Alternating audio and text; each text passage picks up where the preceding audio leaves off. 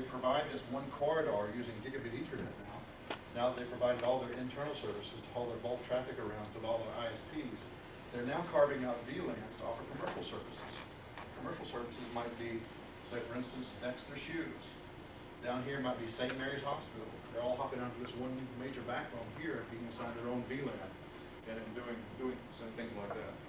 Give you an idea of cost and what they're going to do to the entire industry.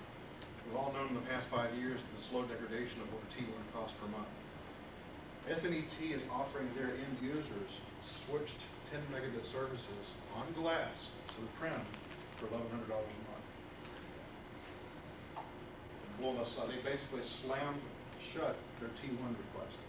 You know, of course, there's some upfront costs too. The customer's buying all the trim equipment and the cost of the last mile of fiber. But they're looking at the savings. Man, that's coming back in the first year. The amount of payback in that.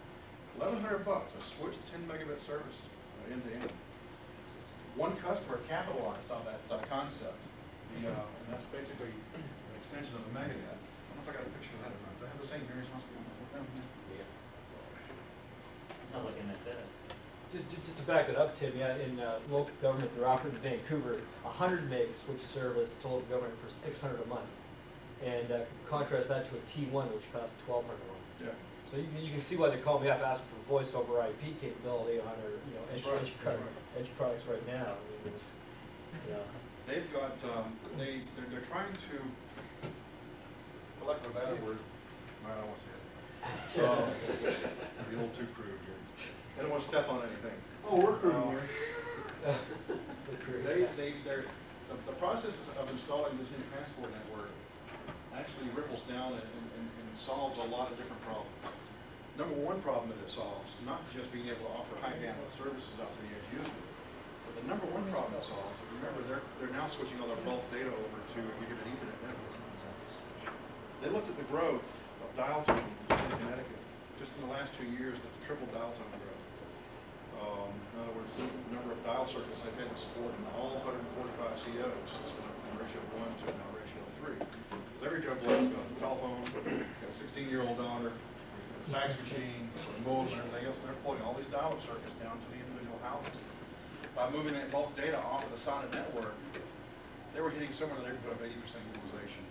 A lot of the 5 ESSs were maxed out. By moving all that bulk data off of that, they're freeing up all the SONET bandwidth now. Now they can sell more dial services. So they picked up more revenue on the SONET side of the house. So that, by buying these relatively inexpensive $30,000 switches, they've saved millions of dollars in the process of doing this. The other commercial side of the house is MegaNet basically serves commercial bandwidth up to what we call a major B market in Seattle. Extended LAN services is another marketable product that they sell individual end users, direct individual end users. This is a little hard to read, sorry, it's kind of screwed up here, but I'll try and get through some of it. Each of these little red circles here represents central offices. There's Watertown, there's Waterbury, there's Naugatuck. Basically, CEOs all scattered about through that golden banana. St. Mary's Hospital network, basically, this is very stale by comparison. If you look at the number of nodes. They currently have the major hospital and now 35 clinics on switch to 10 and 100 megabit services throughout the system. The main intent of this was to take the main hospital at St. Mary's and make available almost real-time 3D CAT scan images that can be read by doctors. Search on the web for Tier 2, Tier 3 ISPs. And you'll be surprised at the number of those once you... My name is Tina Willett. I'm not an ISDN guru yet, but I have reached goddess stage, all right, and I plan to hit guru by the end of the year, maybe. Either that or you can call me a queen bee. Gina over there is a newbie. She's helping me work on the ISDN products, so any questions you have at the end of the class or during the lab, you can also direct towards her, and she can answer as well. What we're going to talk about today, everybody's familiar with the 2024 switch, right? Now has an ISDN uplink to it. This ISDN uplink is actually a full IPX router. Okay? So it's a little bit different from the other uplinks you're going to see here today. Because what they did, they bought a router. See the router card right here? Devilcon in Canada. Everybody familiar with them? Yeah. They bought their router. chip that you're all familiar with, that sticks right in this box. Now, what makes it unique between all the other uplinks is that this card acts independently of the switch. It has its own way factory defaulted, its own way to reset it, and its own configuration tools. You know, just gonna have to get used to it. It has its own software image, and different from the switch. So when you upgrade the switch, you're not upgrading this card. It has a separate software image that you have to upgrade with. Okay? It's not a released product yet, so things we're gonna go over today are still kind of in the intermediate state. Gina and I definitely have a lot of information that we're putting in the field bulletins, because the documentation you're gonna get with us, it's not very good, because we didn't write it. Yeah, I'm actually gonna pass it around at the end of the class, so I'm gonna need it. What I'm gonna pass around right now is a set of information. The first information is an NBase spec sheet, just to kind of give you guys all an idea of what it does. More information is going to be 2 field bulletins that we've kind of put together to give you an idea. One's on configuring this unit, how the steps to start configuring this unit, and the other one's on DHCP server. This unit could be a full DHCP server for its own subnet. It has a really nice firewalling utility. It can do NAT, NAT, and as well as NAPT, Network Address Port Translation. So it's a nice little product, a nice little feature. Full router. Full router right on board here. Without using ISDN at all. Excuse me? Without using ISDN. I wouldn't know. From each port to that and back. A one-armed router, It could be a one-arm router. As I said, we have no documentation on this. Turn those up first. No documentation on this, so Gina and I are kind of backwards engineering it and learning how it works. You want the money? We have the manual, it's not worth very much. We're working on this, so by the time the manual gets to you, hopefully you'll have that as well as a lot of supplementary information. You can pull them off the web. This last piece of info I'm going to give you is something that was requested earlier, an ISDN information based on Xyplex earlier products, just something that you guys asked for earlier. So just incidental information. Now you may be trained.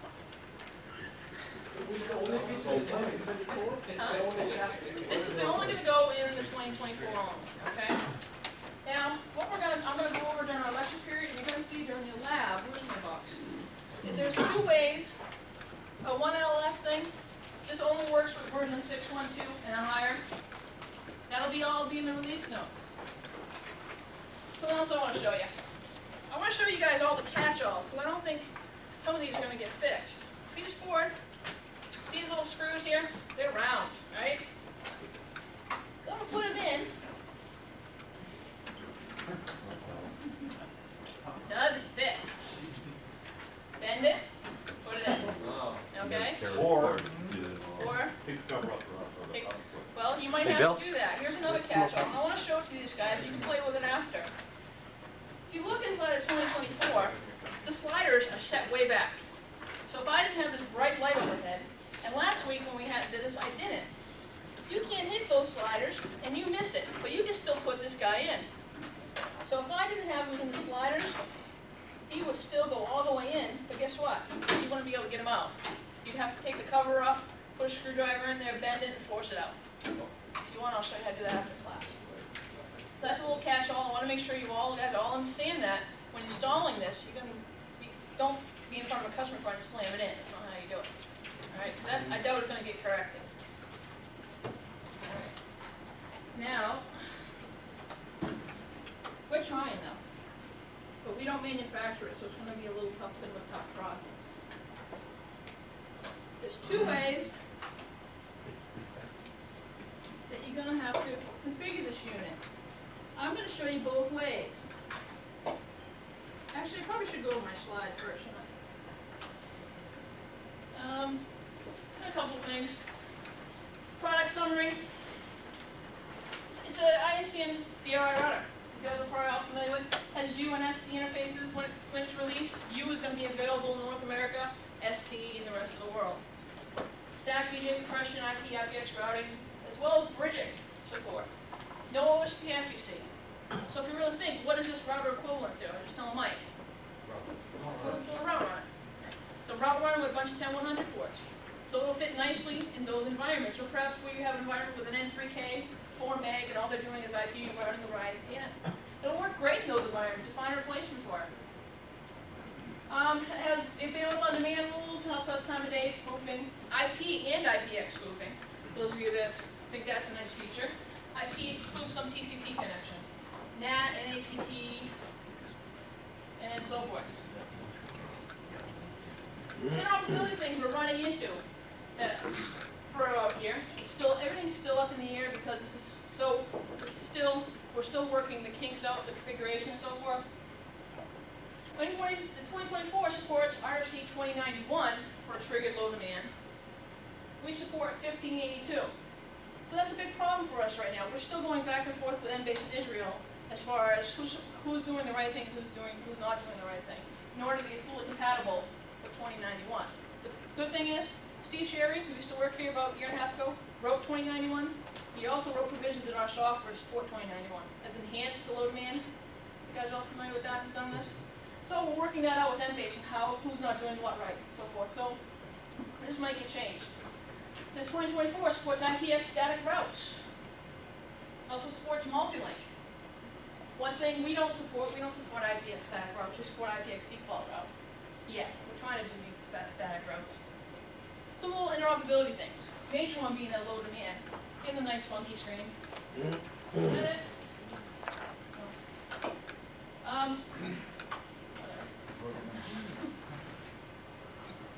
So it does have a really nice fit in route runner applications as well as 4 meg N3K applications. You're going to find, we're working through some software problems right now, but that's not released yet. That's no big deal. You're going to find when it is released that it's a nice little product, this guy. With how many? 24? 24 10-100 ports, and an ISDN up like full IP IPX router as well as a bridge. Okay, I'm quite pleased with it, even though it doesn't quite work yet. Which switch type do you We're support? going to support all Net3 switch types, all the Net3 switch types. Net3 Australia, I don't believe, but that really doesn't concern anyone here. AT&T 5ESS, oh, here's a good point for you people in North America. It supports AT&T 5ESS point-to-point as well as multi-point. How many of you have gotten into trouble trying to hook up onto a multi-point line for ISDN, having to reconfigure and redo their line? Now we support both switch types, point-to-point as well as multi-point. That does not mean you can put a phone off of this guy. He is a single point, single entity on the ISDN line, just like all of our products, other than the branch run. So there's no one TR6? I'm going to have to say, I didn't see it, so I'm going to have to say no, but it's specific to look at. If you want, we'll look at it, I'm going to bring it up. Yeah. Sure, we'll see all the switch types. How soon is it coming out? No release date yet set on this. What do I think? Depending on the help we get from engineering, I think it could be done within 2 to 3 months. But that's my own, from working with product. I looked at the sheet today from products, no date at all worked out. There's not even a project plan up for it. Okay, but it's a good little product, and I think if we get a few things worked out, which we're already doing, working on, it's going to be pretty good. Now, as I said, there's 2 ways to configure this, and I'm going to show you guys both ways. And I'm going to emphasize one over the other, because the point being, I don't want you to sell this guy without Megavision. All right, and you're going to see why. I'm going to influence you, hopefully, on this decision. No, actually, we're all set. Thumbs up, you're all familiar with the regular NBase screen. Now with this new software, by the way, you can order this module, but you can't get the software, because I have it. Put a new command in. That command is called get ISDN. Press enter a few times, it's going to autobod. And guess what? It brings up a nice, neat little configuration tool. It's a set of menus. This menu has a quick start path you can follow to quickly configure ISDN line. Really kind of nice. And that part, if you're doing simple customer configuration, great, it's going to work. It's when you get into the higher functions of the router that you're going to run into problems. Anybody familiar with old menu commands from like the old Wellfleet days, for instance? Oh, what a pain in the butt it was. Look at all these menus you have to go through. And there's no help available. But, if you have to, everything to configure this box is right in these screens. Everything to diagnose and troubleshoot this box is right in these screens. But in this day and age, who wants to do this. All right, now you're gonna get a little bit of a feel for these screens. Let me just walk you through the quick start real quick. ISDN setup. Switch type. Hit 1. No 1 TR6. Sweden. So I type in DMS-100. Sometimes the screen doesn't refresh. Another one's big, right? So we have, sometimes the screen doesn't refresh, so we just kind of have to be a little patient. And so forth, we go down and configure the dial prefix and whatnot. Then we can back up. Then we can configure the IP address, the default gateway. Then we can back up. Then we can actually go into the ISDN, the IP configuration. Where do I want to be? I want to go into config tools. Yeah, here we go. We can go in configuration and we can do application setup. Let me show you what's there. If I want to configure the DHCP setup, this is the screen I got to do it in. I go to NetBIOS setup. I mean, these are different screens. You can easily lose your way. I'm trying to bias you, okay? So say yes with me on this. Thank you. Now, if I go to Megavision, a nice green little Elvis icon. Who's he? And Bill Slander is a big Elvis fan. Let you all know. Double click on it. Of course, it says NBase right now because this is not Xyplex stuff. Then we get a nice little picture of our ISDN uplink here. Double click on it.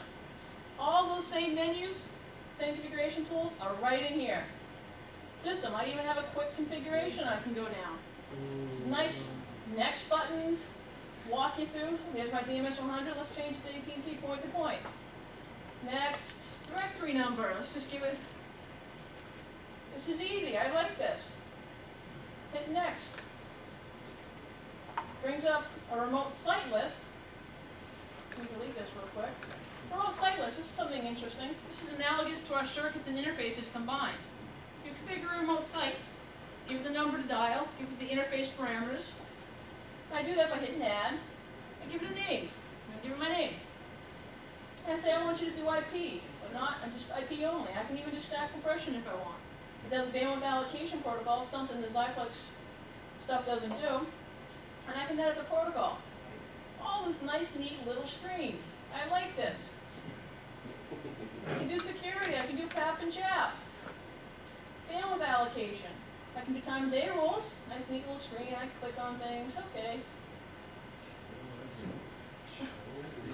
I can do PPP multi-link. I can set up bandwidth on demand rule. Look at that. This is amazing.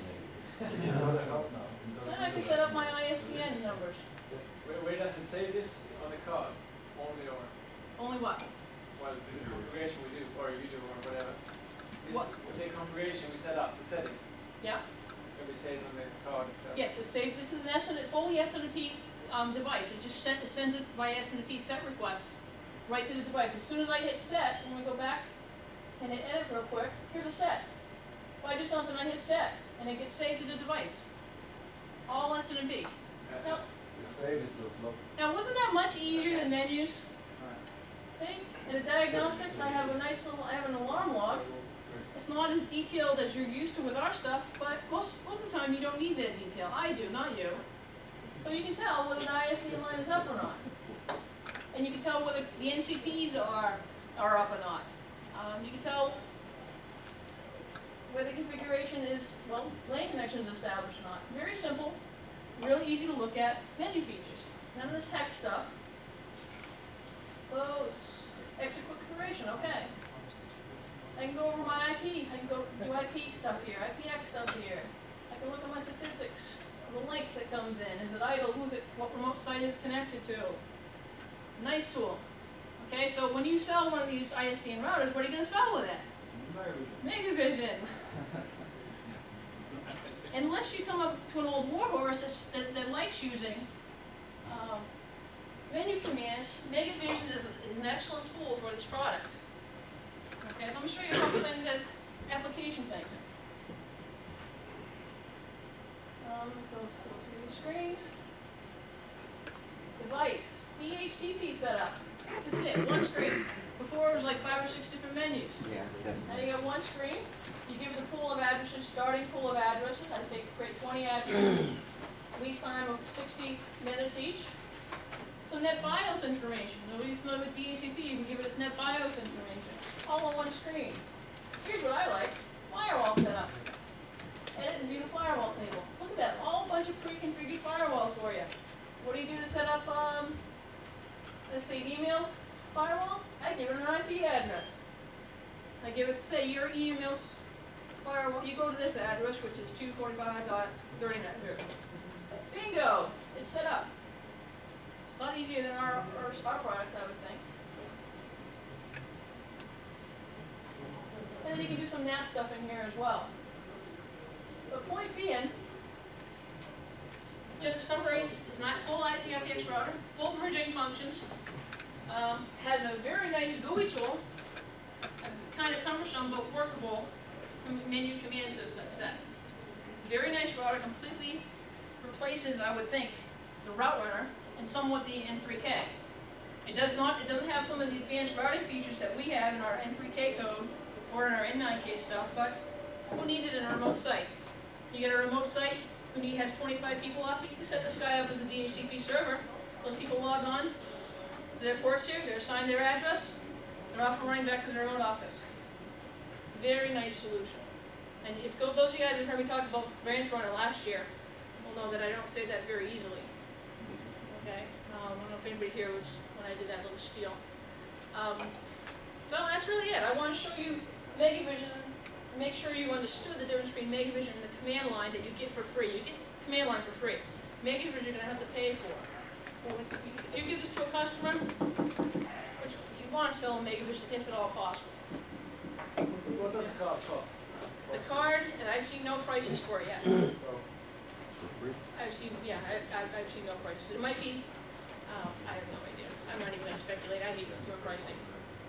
I told you it was a root runner. A route run costs like $995 or something like that. So it's going to be cheaper or? It's going to be cheaper, the uplink itself, because this base unit only costs, well, I can't really say that, can I? The base unit is like 12, was it like 1,100? 1,200? I don't do pricing at all. $95.95. I'll leave that to the people that do. So price I cannot answer, but I can try anything else, Tim? Where does the board fit on the switch factory? Is it usually pick up towards What do you mean? the uplink itself? The uplink itself? Yeah. Any questions before I shut this off? Any questions on the? Okay. Yeah. Now, your question was on the actual hardware Yeah. of the board? I'm assuming that the base development module, we're not getting that Yep. user manual, just try more Yep. detail. If you ever looked at the uplink module of a regular 2024, all it is Galileo chip that connects it to the internal switch fabric. All they do is take their Develcon's router, slide it right on top of an uplink board, and that's it. Very easy to do. Both. This is a U interface, but the ST interfaces look just like this. Right on the board. And stats-wise, you can pick up Ethernet stats off the back end, plus ISDN stats on the front end. ISDN stats in the 2024, not yet, no. All the ISDN stuff from this side is all done to the menus. The Ethernet stats, I have seen a little bit of, Gina. I don't know if you've looked into that much, very well at all, but the you can look at the port, okay? As far as the Ethernet stats in the command menu, I really can't answer that because we haven't focused on that at all. We're not even done. We're about half done testing each product with that. For reverse engineering it. Any other questions? Everybody like it? It's a neat little card. And it Nod their fits heads so for well. you. I ask them questions, I never get an answer. Huh? I ask them questions, I never get an answer. You get an answer every time. How come? Personality. Okay. Thank you. That shot went clear across. Okay. I was walking in with my eyes open. I know I did. I'm sorry. I don't know what I did again. So, any other questions? Mike, I'm gonna pass this around. Go ahead. What's going to happen to the Flowpoint product then? Oh, I heard, someone told me that they're gonna phase it out. Someone told me that we've been completely cut off. I don't know that, this is all rumor, that Cabletron eventually cut us off. So we're probably gonna sell what we have in stock. I mean, there's still places for the flow point, because we don't do voice, except for the flow point. So there's still a little niche for it. Does Develcon have a standalone one that we only have? Not that I'm aware of. We haven't really looked into the standalone stuff. So, they might. They're an ISDN company, I don't really know what their job is. But I say the flow point is on its way out the door. gonna pass this around, if you don't take a look at it, well, and it's, who's up next? Oh, anyways, any other questions? Sorry to pass this around. I think this is broken anyways, so don't, actually, no, that's not possible. Randy went up to get him. We'll actually have to. It's all how you sell it. I'll tell you where. Do we have enough room in our notebook? Some of the hardware stuff's wrong. Some of the hardware revenue code's wrong. Okay, Rich, talk loud and no moving around, okay? All right, as you guys know, this is the FIDI uplink module for 2024. This is our migration path away from the alpha, away from the FIDI world, really, to get people to gigabit. And basically this PIM, this uplink, control the PIM, go do that, it's an uplink. This uplink module is our path out of the FIDI world. So information about the uplink module, it complies with the latest SMT level. 7.2 is the equivalent of 7.3. 7.3 is the actual, the last one I think the standards committee passed, but 7.2 is functionally equivalent. The support for Ethernet to FIDI translation, which is just 802.h. So the unit supports 4,096 addresses. That's a 2024 option, not option, but 2024 Base unit? issue, not issue, but that's basically what the table size in 2024. You put 4,096 addresses in. The unit can be configured as a dual attached or single attached station. It supports dual homing also. So you guys know, I'm sure you guys know what all that is. Anyone doesn't know what any of those terms are? It's configured as a SAS with both ports, then act as separate SAS connections. If you did that, it would be dual. It would be a dual home configuration. So that's how the unit would interpret it at that point. Either port at that point. If you only have connectivity on one, that's the port you're going to use as your SAS. At least that's how it functions when I use it. This new code I get today, I haven't tested that. Some prerequisites for the switch: you got to have 2.21 or later on your 2024. Something to note though, the actual uplink module itself, it's got flash memory on board there. There's actually a FIDI image on board that uplink. So if you get an uplink module that's not recognized by the 2024, and you know that by a couple of errors in your boot up for one thing, but also if you get it's not systat, but how was the I'll give you the other one, port config. There's another one. Systat? Just that folder. Yeah. Use Vortex, use Systat or. Systat, yeah. Live break from that command. Basically, that port, that uplink port 25 on the 2024 won't be recognized. It could be a couple of reasons for that. It could have a bad piece of hardware, or the image could be bad in the uplink module. They come pre-programmed. If someone statically sensitized the thing, of course, it could blow away the image. I do give you in the troubleshooting section, I think it's slide 4, a way to download a new FIDI image. These are prerequisites though. 2.21 or later on the SX switch. A hardware must be 01. Doesn't say 01 in your books. Huh? My slide in your book is wrong. This is Right, yeah, you want to take these numbers down because what you guys have is going to be incorrect. This is the audience participation part. Remember I mentioned that earlier?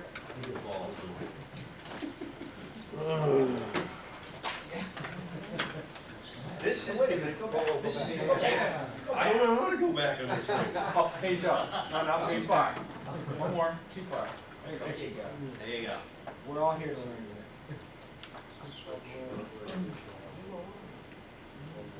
Rich, you wanted one of these? I'm like third base.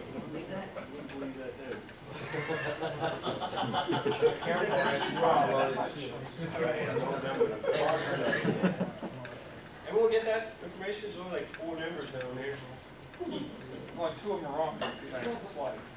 This is the gamut of FIDI-related commands. That's it. That's all they wrote. And literally the first 2 and the only 2 you're ever going to use in life. It's get my configuration of my port and give me the counters on the port. And in rotation. that's going to be, that's part of your port configuration. That's That's right there. That's the first command. If we back up one, you'll see the get fitty get config. That's your port config. You can tell by the fitty get config there up in the top part of your slide.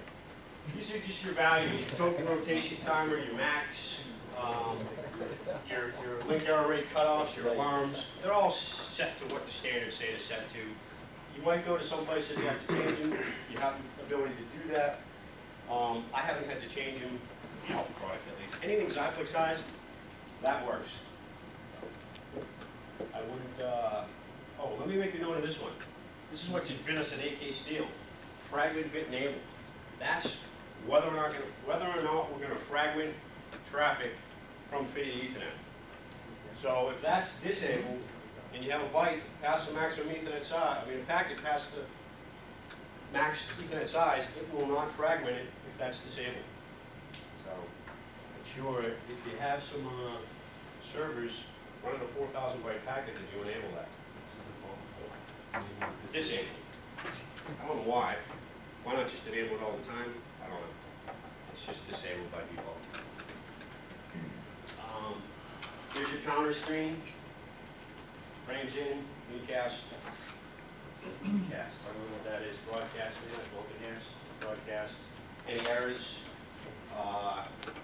Here's your fragment counter. If you're actually discarding things due to fragmentation not being available, that's the counter you're going to see.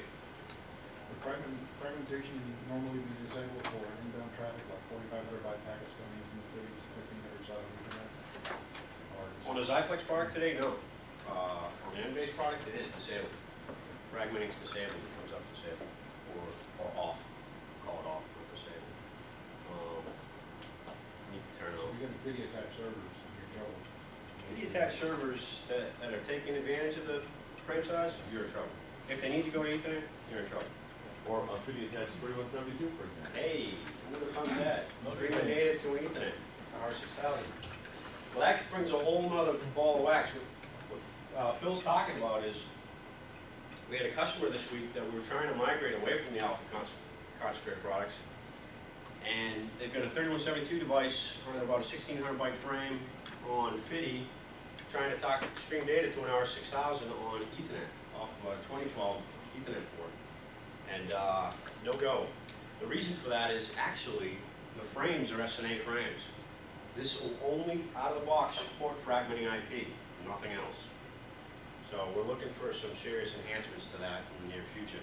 I actually got the generic fix to that today that should handle, we're testing tomorrow at 8 o'clock in the morning, that should handle fragmenting the SNA traffic. So, right now though, IP only as it's released. No fragmentation. Everything else doesn't need to be fragmented in the past. Now that brings up even a better point is, everyone's going to ask, what's the translational matrix on this thing? What is going to happen with an 8023 raw frame on FIDI as it goes to Ethernet? And I don't know. I haven't had time to test it, and I've made the request for the translational matrix about 3 or 4 times now, and I haven't got one. I owe that to you. It's an action item to get it to you and the first class, and you will receive that in email in the very near future. It's a matter of sitting down and building some packets, blasting at the thing and tracing it, but that takes time.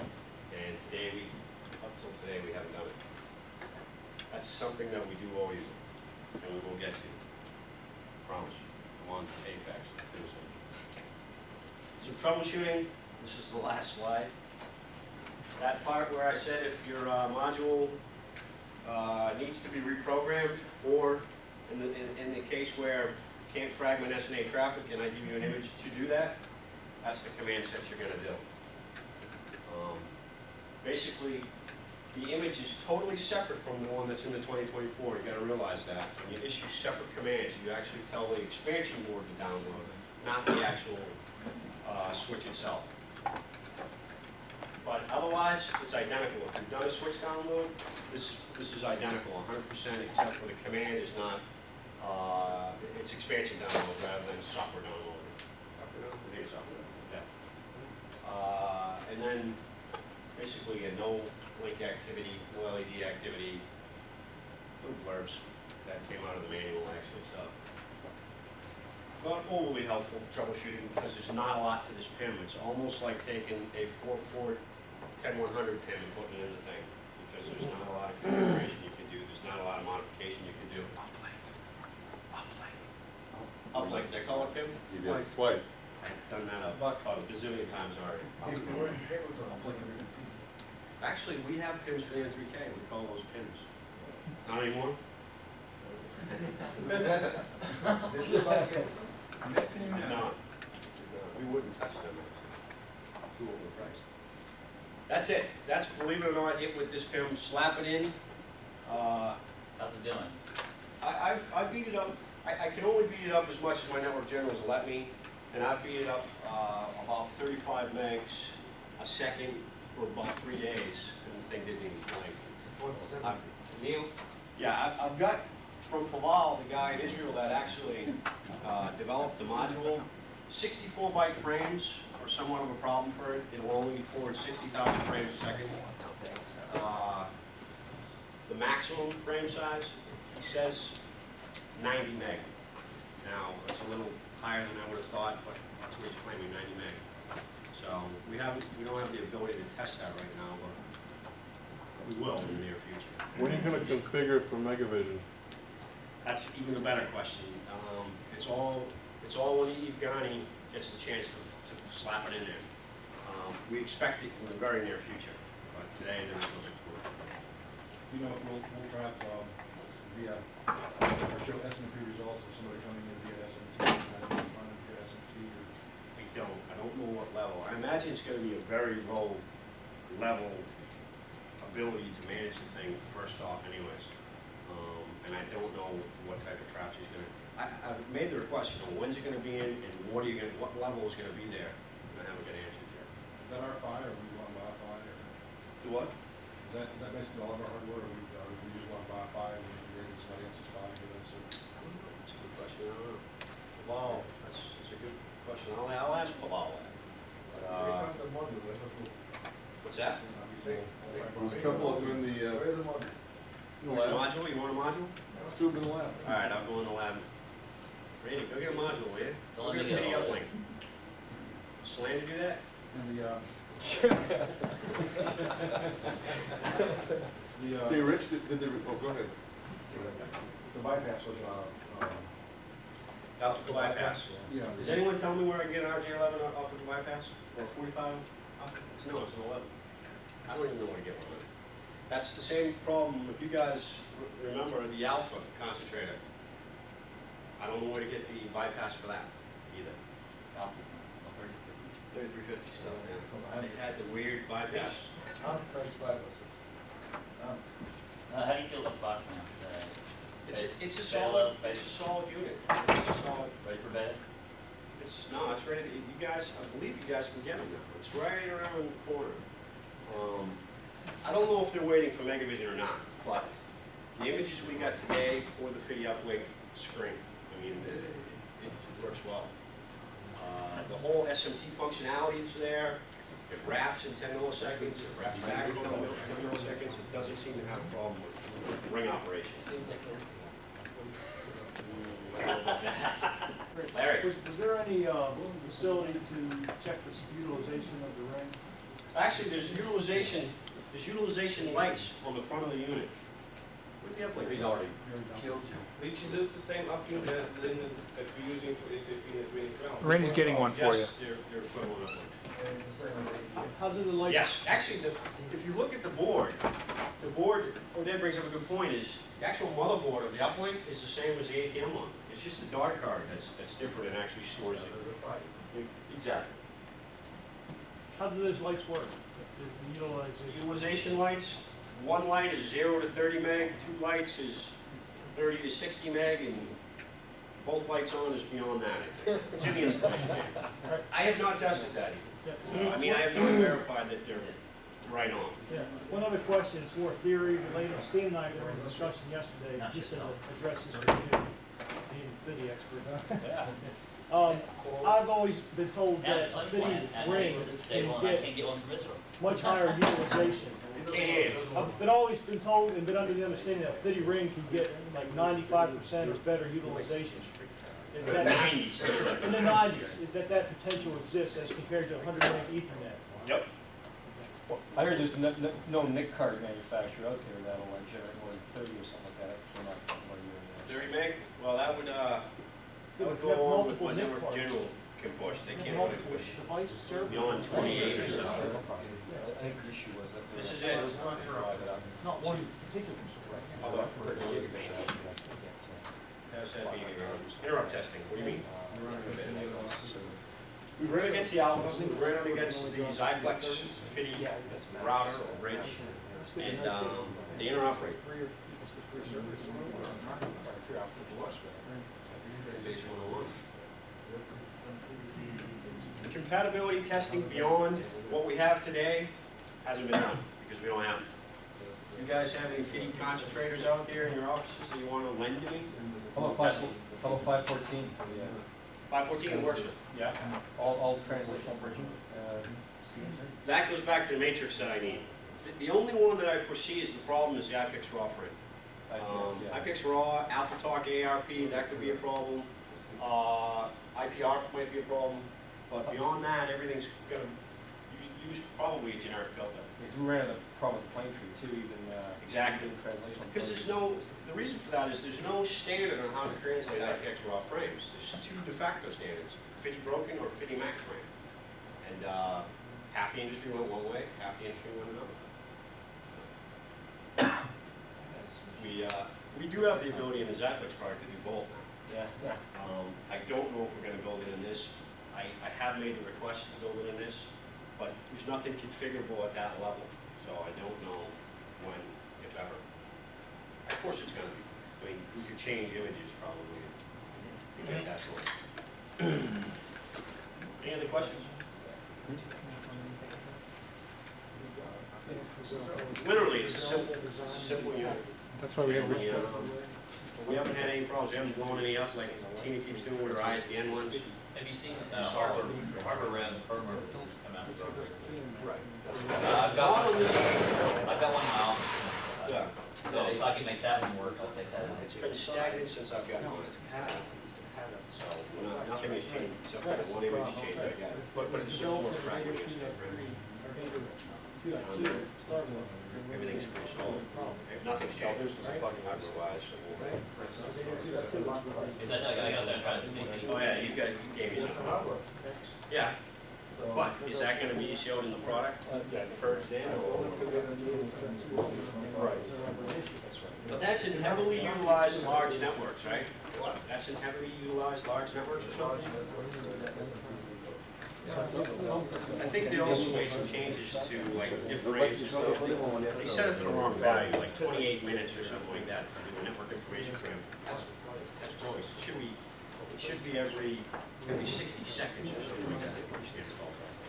But this was every 28 minutes, but they've corrected those. Okay. Nothing else? Wait till initial introduction. Sure.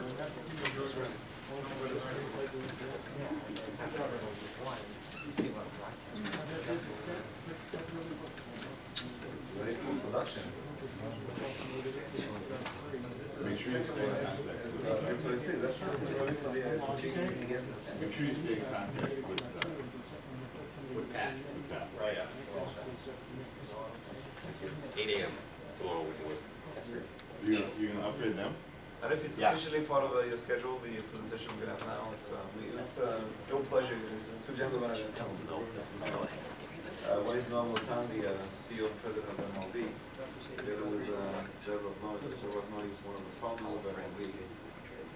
Norman is going to be addressing a little bit of the general issue regarding MLB from a business and corporate point of view for a few minutes. But Zev is going to be covering more of the say the spiritual aspect behind the fiber optic business we're driving. A little bit of technical presentation in it, but I'm sure that you got more information from the team this morning. Yesterday. But I think it's going to give a little bit of the insight on the way we conceive our position within the fiber optic environment, and one of the founders of MLB together is a great pleasure. We actually scheduled a board meeting of MLB, which is happening once a quarter accordingly, so we started at 3 o'clock. place now for this purpose. So I would like to thank them very much for being with us today and for making the board meeting accordingly. Last time actually they came on purpose for the training. They just came in the morning for the training and left in the afternoon. And this is also part of the showing you the importance we're putting in this SEO organization in terms of not only being good in setting the Blaster, Edge Guardian, and some other products we have, but in having a full understanding of what we're doing within MRV in the other products, including the switching obviously, but also including the fiber optic side of the business. For that I come now, thank you very much for them for being with us today. And feel free to, it's not a very technical, structured presentation, so feel free to ask questions and to make it as much as possible on a Q&A basis. No, you want to start? No?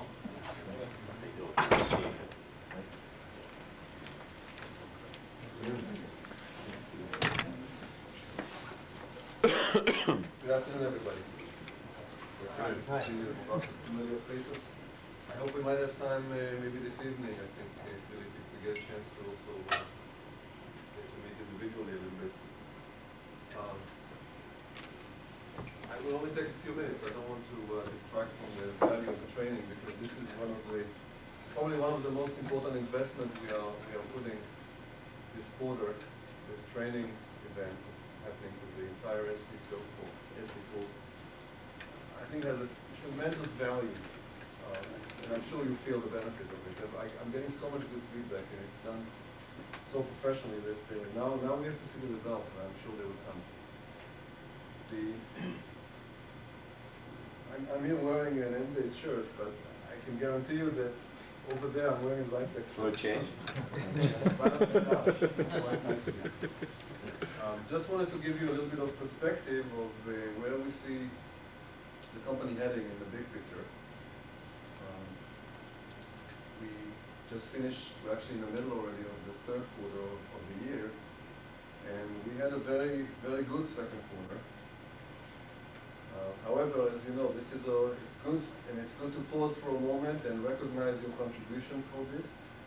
But we also have to look forward and see, okay, this is now, how do we build on it, and how do we go from strength to strength? And I think in my mind, what characterized the second quarter was that there was a lot of added value built into the sales. There were a lot of deals and contracts that were generated because of the contribution of the SEs and because of the knowledge of the people involved. And as a result, I think we received more $1 million size orders than any other previous quarter. And that's encouraging. What it means to us is that basically more people more customers are willing to rely or take a bigger chance and really put their trust in the MRV, Xyplex, NBase group, and really trust us with mission-critical applications. And I think that's very important. I think that shows that the company is maturing in terms of support. We still have a lot of work to do. We have to improve it one customer at a time. But I think it's certainly a step in the right direction. Going forward, when we look at what makes MRV, NBase, Xyplex, all three names, we have to always remember that this is one company. Now, it doesn't matter how many names we have. It's one company, and it's a company that was based over the years on innovative products. I recently found out that Xyplex was the first company in remote access in 1991. Even Fibronics, that is now part of the group, was the first company to implement FDDI even before, while the standard was still in the committees. And of course, MRV was with the early gigabit implementation, the first 10-100 switch, which was maybe 6 months before the next competitor was able to have a product in this market. So the company was always had a very strong nature innovating. And we are going to continue to do that. This is something you can guarantee, which basically means that you are not going to have, your life will always be challenging. There's always, and the reason we are here today, Zev and I, we came in also last time because, you know, we're talking a lot about pushing the edge and the edge blaster. I think what can give us also an edge is the optical transmission. We're trying to position the company, at least as a flag, we're trying to position it as a world-class leader in optical networks. And I think, even though most of our, let's say, at least in the Xyplex environment, most of our revenues are not necessarily derived from optical transmission products that have optical backbone. We still have, when we position the company to the outside, I think we have definitely an area where the company has a real edge on many competitors, big or small. And it's the fact that the switching environment is located right next to the foundry, and it's all in the same campus in Chatsworth. And we're able to, by talking to customers, understand what we can do with fiber to help them realize a more stable, maybe more redundant, more performing, higher speed type networks. So today, even as given the existing products that we have, if we look at the NBase revenue, probably half of the revenues are derived because the product are optically enabled, meaning they have fiber optic interfaces, or they are going the multiple or even less, but still fiber. There's a fiber element in the sale, and I don't know. Alan Brandt was here yesterday or today. You know, we haven't really lost the deal yet.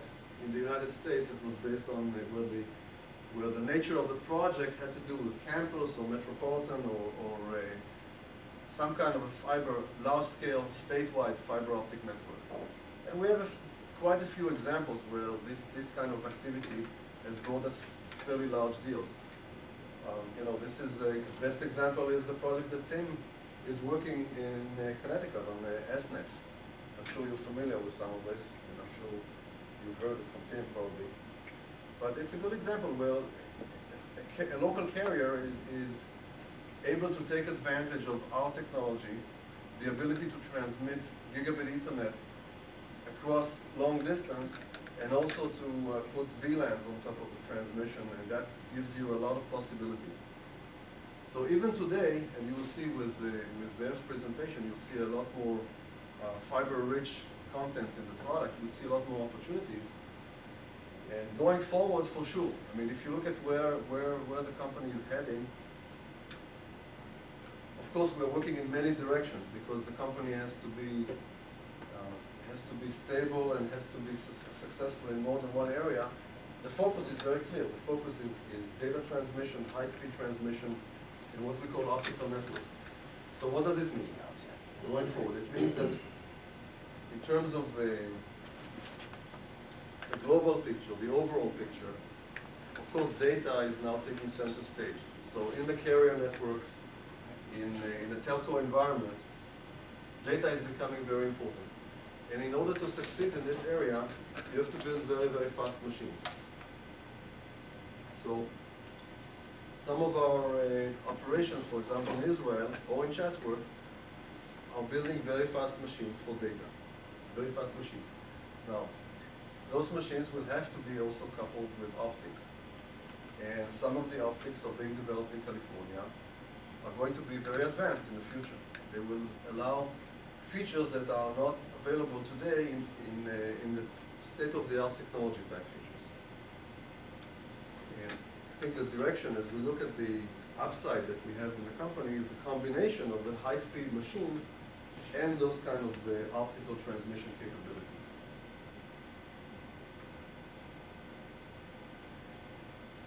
So the reason I think we want to really make you aware of it, we obviously see a lot of potential also in the Edge Guardian and Edge Blaster, and this will be the next growth phase for the company. We're actually very, very excited about what can be done with this product. We still want to focus also on fiber because that has a potential to bring in some of those very large orders and seal some of those CLAC and carrier type networks. And you know what I'd like to ask you when you are in the field, whether it's fiber or non-fiber applications, you can make, each and every one of you can make the difference between making a sale or not making it. And I think the best example I can think of is with this, and I'm sure there are many, because you're involved with those every day. The example with Jay Miller in Atlanta. You know, where there was a possibility to really add value to the customer's application, and he kind of found a way to get it done, basically. He figured out a way to add value to the sale and get it done and open a totally new range of applications to a customer. And what I'd like you to do is when you get involved in a sales situation, just focus on what is, get your antennas going, okay, and focus on what can be done, whether it's straight on the price list or maybe it requires something totally modification or maybe it's a different division from the company or something. But keep your eyes open and keep bringing those ideas here to this place so that they will have a chance to be evaluated. And I'm sure we will get something from that because I think that the best way to close deals is to add value to an application. This application with SNET this is industry first. I mean, it wasn't existing before.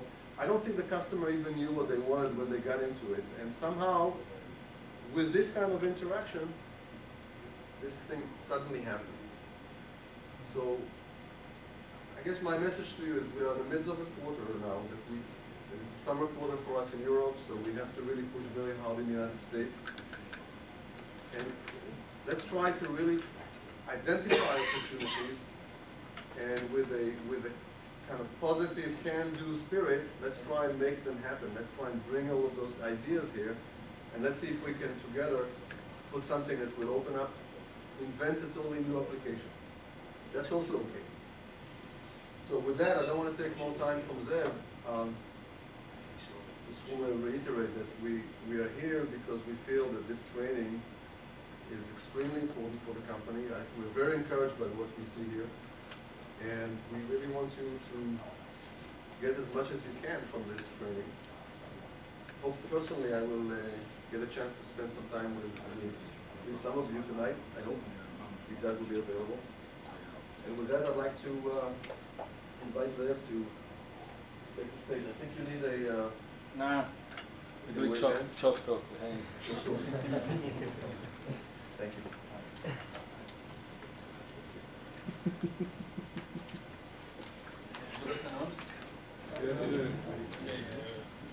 Let's get practical. I can also talk an hour about future developments. Actually, it's good to know that there is future. But I think the best thing is to go down to what you have in your hand now, put on it another layer that really adds the edge. With a little creativity, you can create solutions.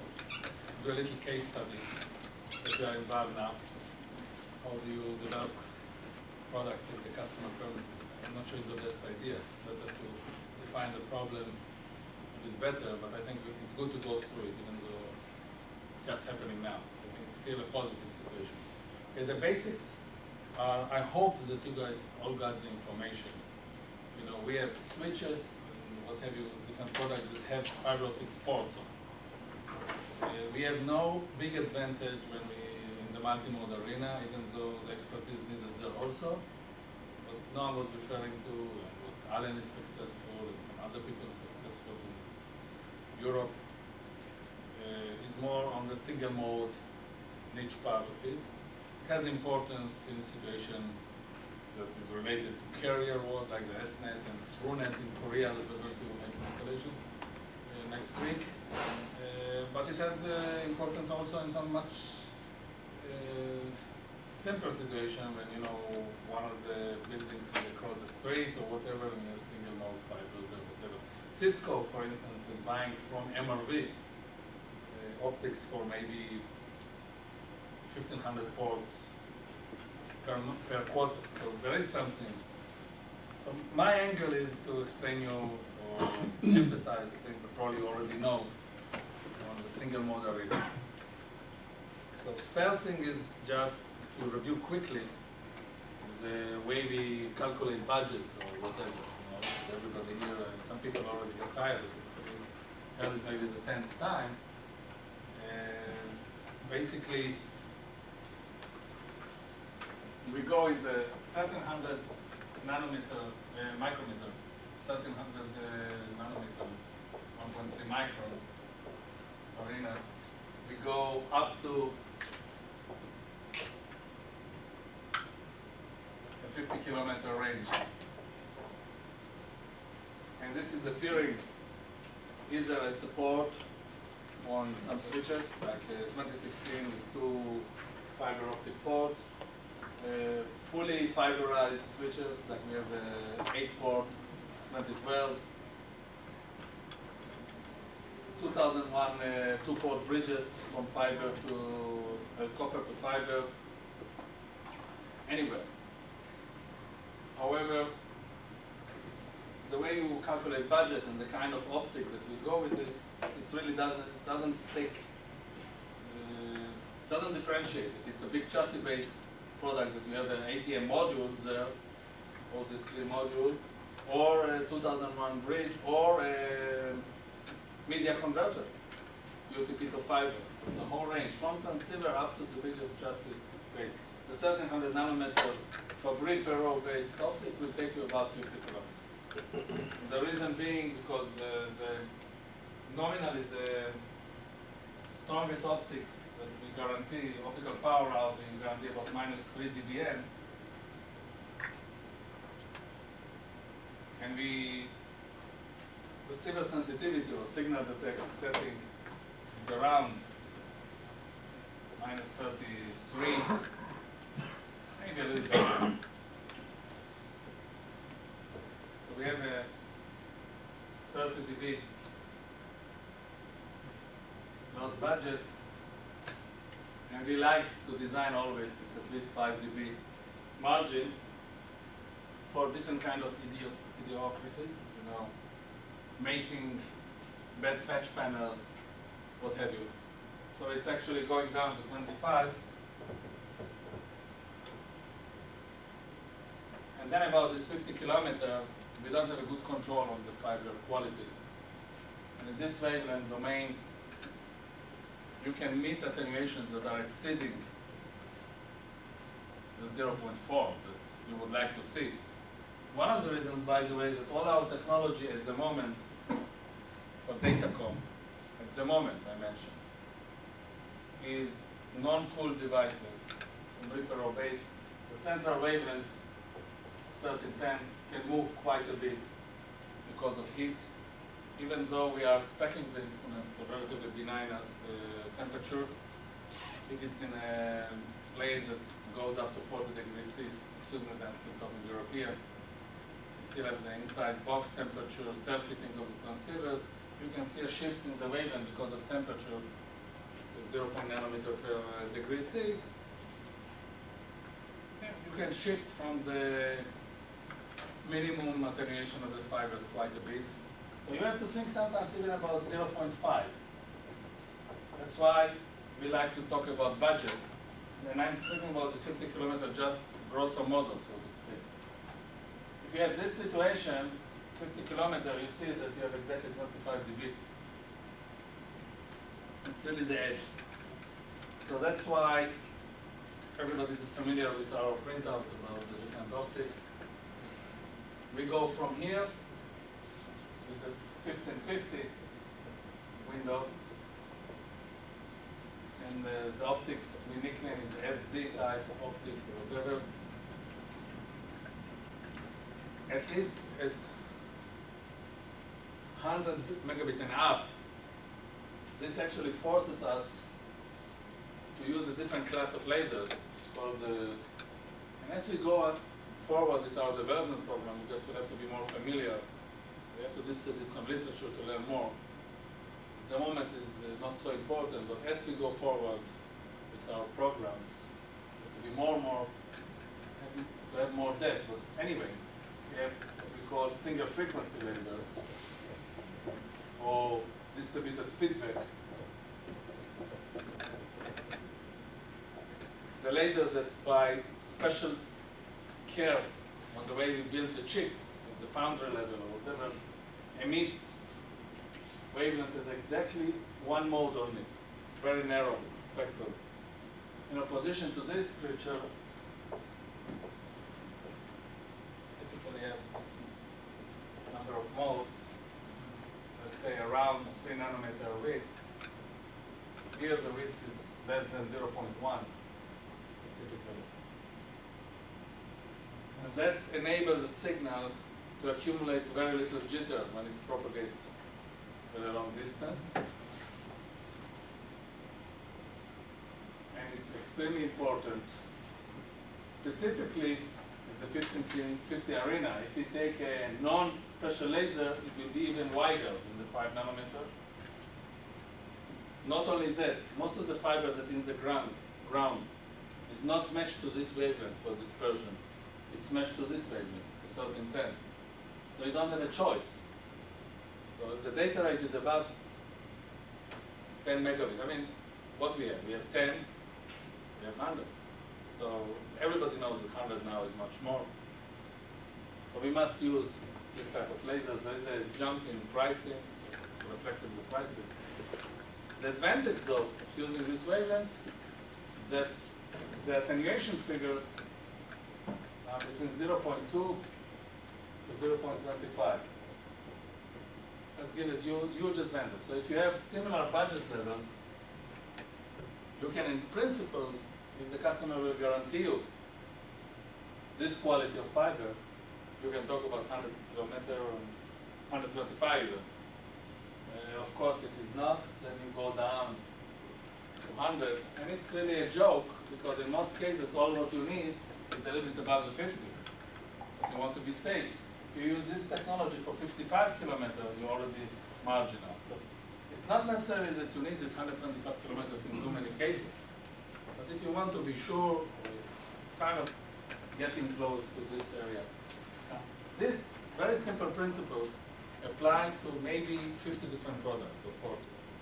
So this uplinks this fiber to this product, to this kind of media converters, this kind of multi-mode to single-mode fiber converter, etc., etc. If people read the literature, then they will see that the design rules are a little bit different for the gigabit. Our receivers are not yet at minus 33 gigabit. Right now, the typical number at gigabit is about minus 25, which is, by the way, improved from the literature that you have. So if you use the literature, you have another safety factor, which is good. I don't think even in SNET we don't have 85 kilometer strand. We have 40 kilometers, whatever.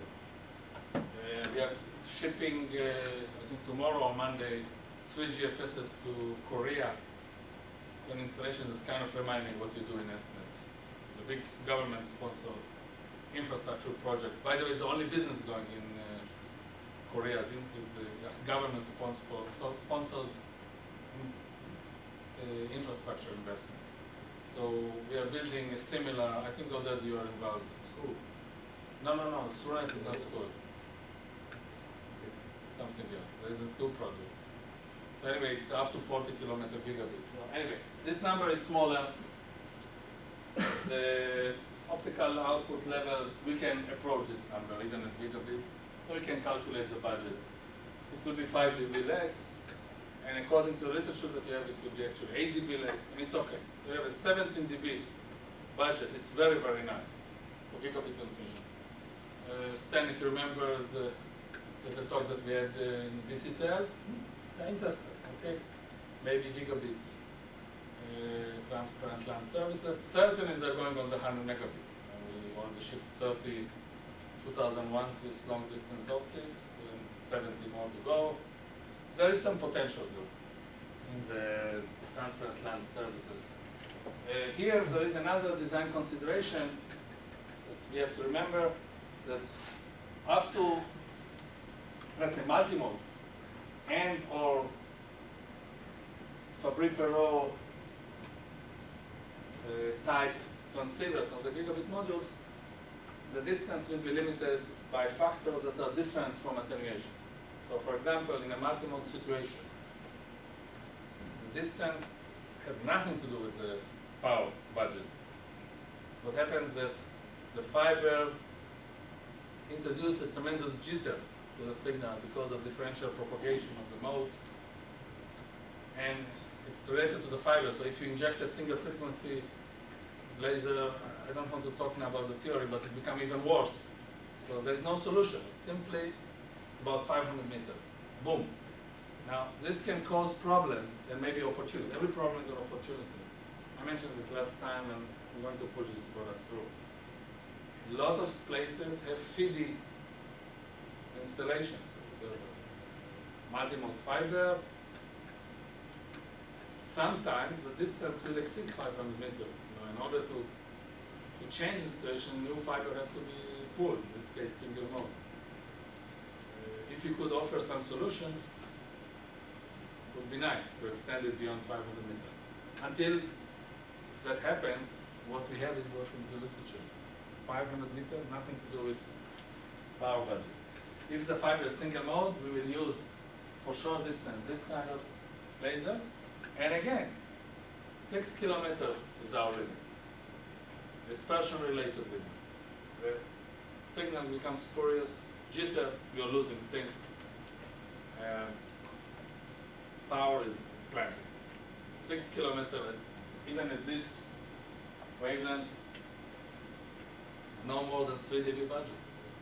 It's pretty bad fiber. That's not the problem. The problem is dispersion. So anything beyond 6 kilometers will use this technology, and this will be our baseline for budget calculation.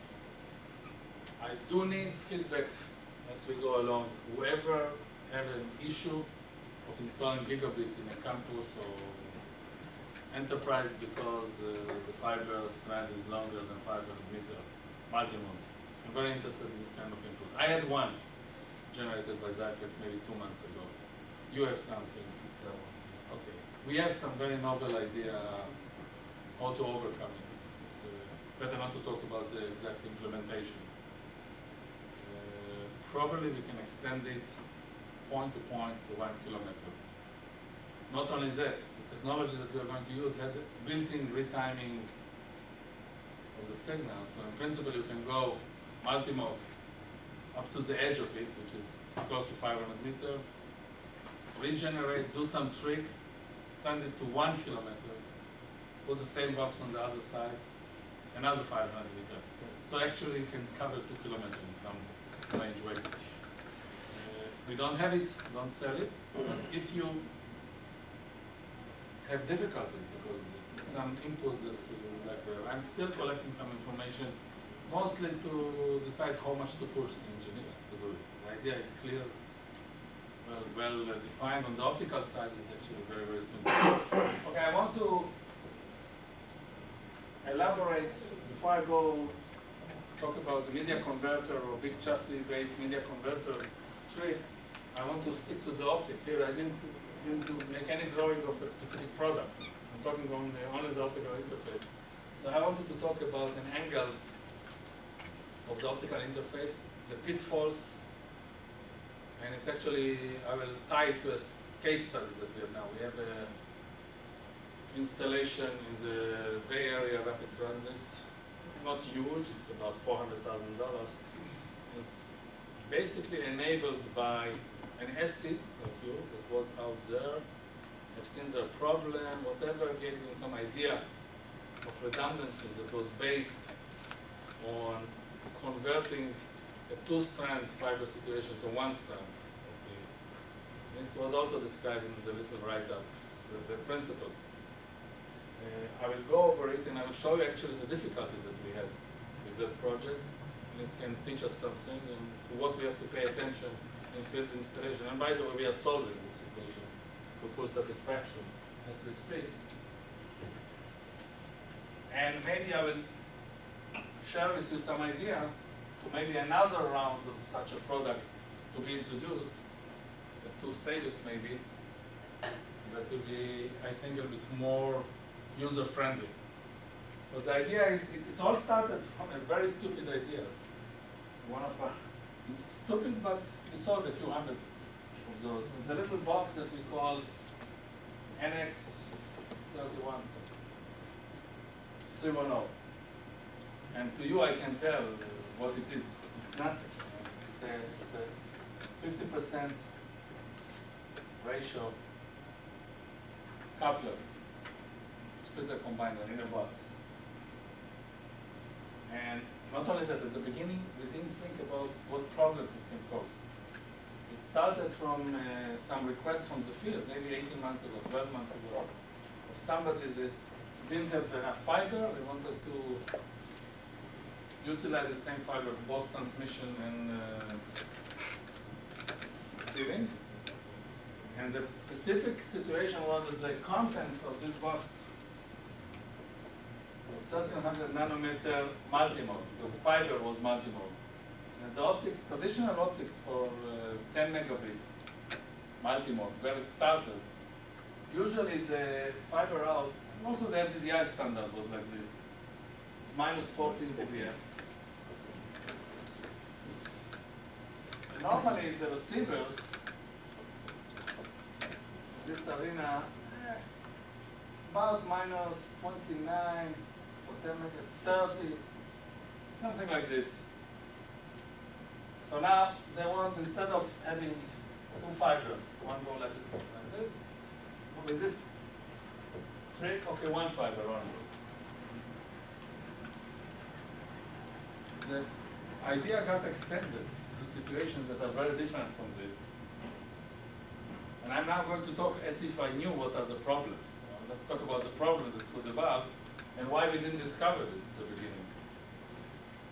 One problem is that when the fiber from here is not connected, so you will have a reflection from this glass interface back to your receiver.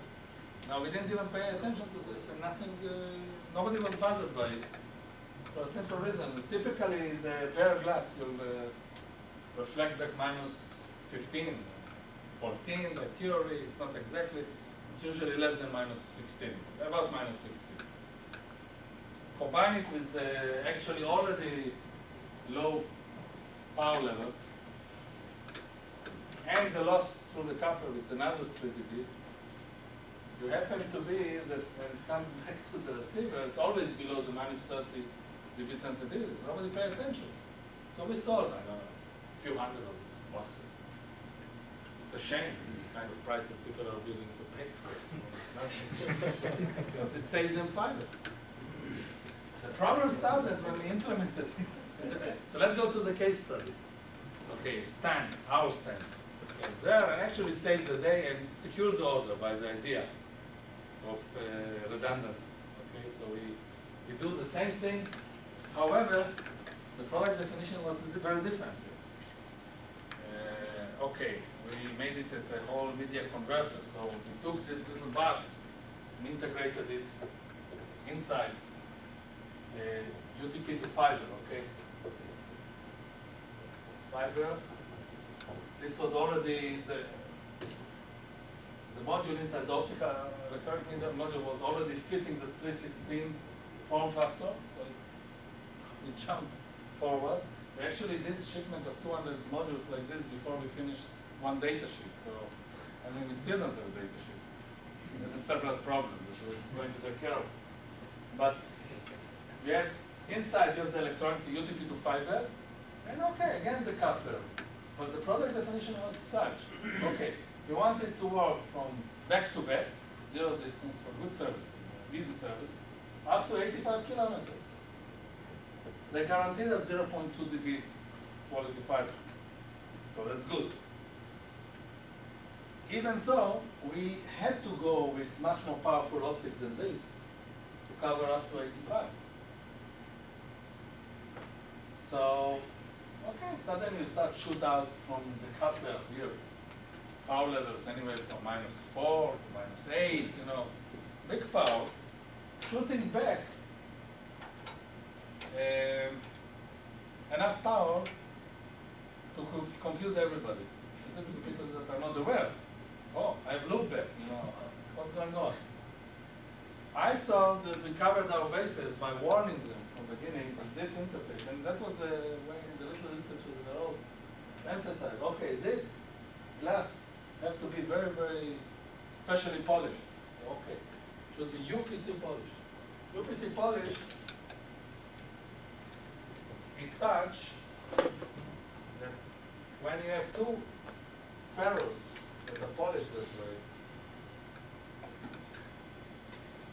touching each other, there is some special curvature. There's PC and there's UPC that's even higher level. If you come here with 0 dBm power hitting this interface, whatever will be reflected back will be less down, less than minus 45 dBm. I can tell you that MRV now, we do our termination. I see figures that are better than 60, so it's definitely doable. So that I thought, okay, I tell everybody to do this. And we had a case study, small situation before this integration, but using this box in the Israeli cable TV company. I told them this, they knew what is UPC, everything worked perfect, they're happy. Then we went to the bad situation, 200 modules. Wasn't so simple. For example, one of the things that they expected, that the machine would be such, or the system would be such, that if they disconnect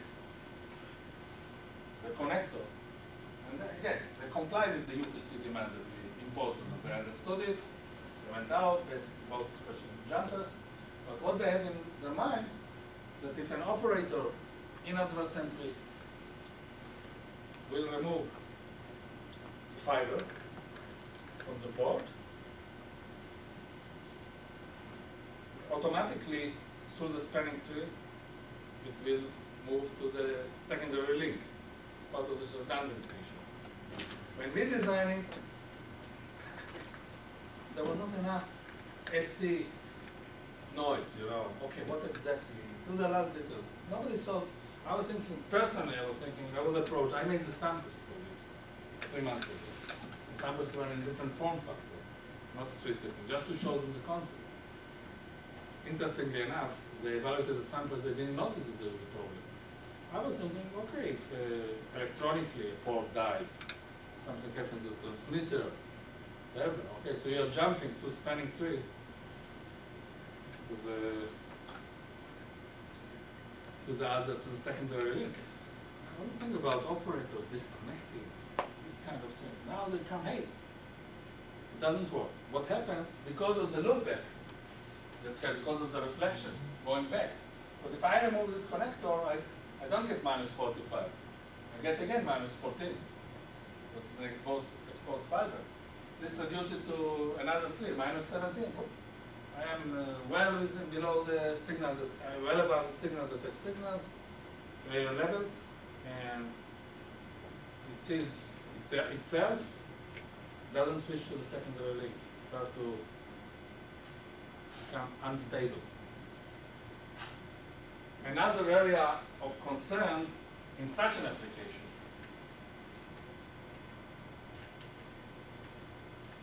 is even at the patch panel, there will be some dirt, and even if they did UPC, if they don't do a good job of cleaning, you can create here a little fabric error. It can actually, a gap, kind of gap, it can reflect even more than minus 14 dBm. So it's almost like an amplification effect. So anyway, here there was a major issue, boom, big trouble. It's kind of hovering between the links, it doesn't know what to do, it's total confusion. Okay, we had to do a quick fix, and while Todd is trying to figure out maybe a software patch, and we don't even tell them that it might come as an add-on, but if there is an instability, that also will push it to the link that wasn't operational. But actually the software way to attack it. What kept the account, and now everybody is getting happier every day. We went in, re-terminated this splitter, and a new thing born. I mean, it's a well-known technology, mostly in the cable TV industry, not so much in the data core. So that's a problem. We cannot impose it on people. We have to educate them, and if there is a problem, the first level of education is UPC. Second level, or same level, is cleanliness. This kind of single fiber solution, yes, you gain a fiber strength, there's penalty. You have to be much more careful, much more aware for mostly cleanliness. It's true always by the fiber optics, and we have to learn ourselves. And Alan has an idea even to give a little cleaning kit, or somebody from here actually gave Alan an idea. I forgot what he said. And I think it's a good idea. Forgot the name of the guy. But APC is a special polish. Okay, very good. It's 8 degrees. Not remember, it's Celsius or Fahrenheit. Just make sure that you're awake. So what happens, if now I pull the connector, because of this angle, the return loss is less than 60 dB, if it's done right. End of story. So we proved it, everything is good now. You disconnect UTP, of course you jump to the other and you disconnect fiber, it's the same thing. However, there's still a problem, potential problem. And the software fix, in this case, maybe still have to be introduced. And this problem that I'm going to describe now is very simple, but it kind of gives me a hint that maybe we should introduce another solution for this fiber saving system based on real WDM. And what's the problem? The problem is very simple. You train him in all this, you solve the problem, and then this operator disconnects the patch panel. Inadvertently. It's again a flat patch. Or the link is not very long, it's only 5 kilometers. Somebody on the other side is connecting, whatever. The attenuation of the fiber is not enough to push those spurious reflections below the signal detector. So the whole area of problems that can occur with the ways that we implement the single fiber. Even though we had success in the beginning, we sold a few hundred of those boxes. In the long distance situation, when there is still enough power to come back, there is a potential problem. It can be a service nightmare. Can be potential. So it's training, cleanliness. They're worried of this kind of issues if they get confused that there's a loop there. Forget about the redundancy issue. Just the fact that they get confused. Why I see a signal? Why is this router see itself now? So we might need to give them the APC solution. And they might not be ready for it. Wow, what I'm doing is my connect. We can convert it to opportunities. We can sell them jumpers from APC to UPC. We can sell them little termination kits. You know, we want to make sure that everything is okay with my instrument. Okay, please, I give you a UPC fiber, ferrule polish. It's a little piece of fiber that the end is crushed, basically, no reflection. Attach it here, the loop back disappears, it means that something is wrong at your patch panel or whatever. But this starts to be an issue of education. It's not so simple. I think at this point, though, that's what we have to do. We have no choice. And I brought here a little piece. I think Manix prepared, maybe make copies of the prepared it. Anyways, $500,000, whatever case in Bar is being saved by this means. They're fairly intelligent, cooperative.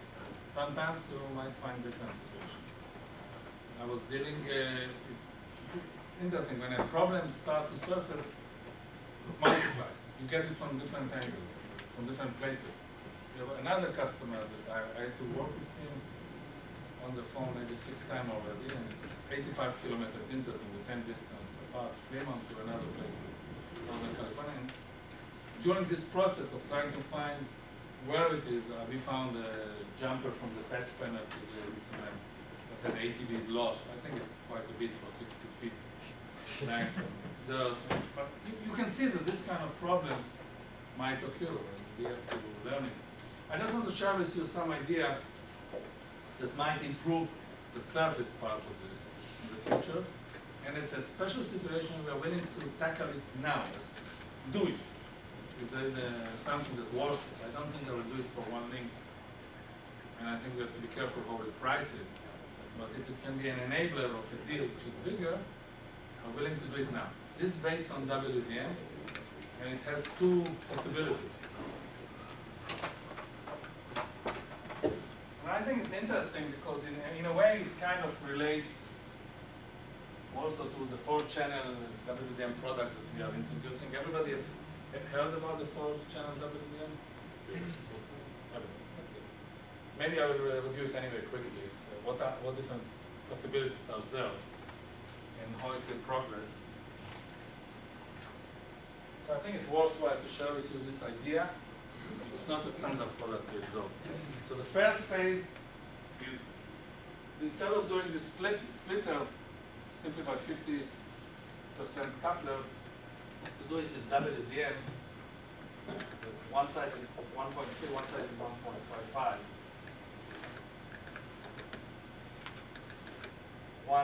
Only 1.6, the other only 1.5. You put your receiver here. You will see immediately one service issue with this, inventory issue to the customer. But the advantage is pretty big. On the other side, we do the opposite.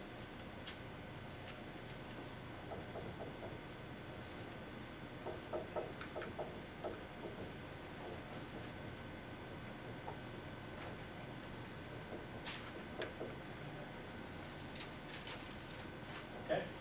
So the problem is that you will have two types of boxes, or two types of ports. Type A, type B. One is emitting at 1.3, but receiving only 1.5. The other does the opposite. What's the advantage? Very simple. All these inadvertent loopbacks, sensitivity to a little imperfect polish, gaps, will disappear. Because you have to get signal from the other side, in order to see something from the receiver side. Cost will increase. This creature, well, if you go at 1.3, 1.5, actually the cost increase is not very big, almost minute. If we go to phase B, which I will talk about in a moment, the cost is substantially bigger. You have to remember, though, that the link will be limited by the weak. Always, right? It's always by the weakest. The chain is determined by the weakest. This is the weak side, the 1.3. Now this is exactly taking us back to what I talked about, 1300 nanometers. The beauty of it, that it's about like dual fiber. And why? Because the insertion loss of these creatures is not 50%. It's almost nothing. I mean, it's maybe half dB you're losing, maybe 1 dB. The beauty that the calculation that I made before, that we go with 1.3 to around 50 kilometers, you still can maintain this number. Maybe you have a slightly smaller budget, overhead, slightly smaller. You might have to lean on the customer to assure that it's not 0.5, but it's at least 0.48, the attenuation, or something like that. So again, this element is far less lossy than the coupler that we use in the 50% case, the regular splitter combiner. However, the limit of the link is determined by the 1300 nanometers. So it's a 50 kilometer solution, very insensitive to reflections, not so good for the customer from inventory control point of view, and to us also. It's two different ports on both sides. There's a trade-off always. I think we should price it actually higher, of course. That's WDM. Version B of the same thing, which is really, really the way we are doing now, the four-channel WDM. It's kind of described in half of it.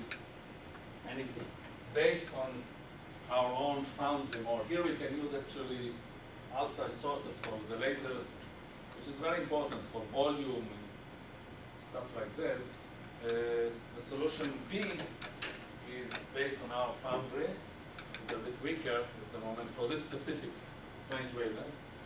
Our foundry is still pushing out 50% of the chips that we are using, but not in this category.